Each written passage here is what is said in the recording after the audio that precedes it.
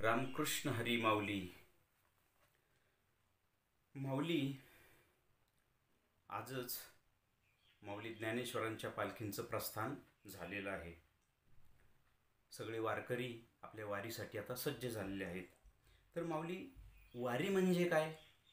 तर मला असं वाटतं की वारी म्हणजे ज्ञानोबा, तुकोबा या महापुरुषांनी सर्वसामान्य लोकांना मोक्षरूपी पंढरपुरी जाण्यासाठी सोपी, सुलभ, सहज व सरळ अशी निर्माण केलेली पायवाट म्हणजे वारी होय. ज्ञानोबा, तुकोबा या महापुरुषांनी सामान्य लोकांना मुखाने रामकृष्ण हरी किंवा विठ्ठल विठ्ठल म्हणत व टाळ मृदुंगाच्या जयघोषात भगवा ध्वज खांद्यावर घेऊन व धर्माची गुढी उभारून मोक्षपुरी पंढरीची सोपी पायवाट निर्माण करून दिली आहे.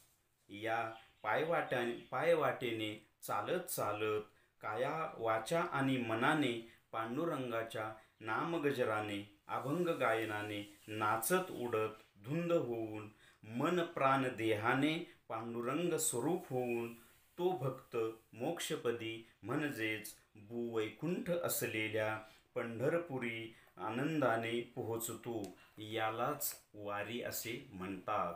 रामकृष्ण हरी.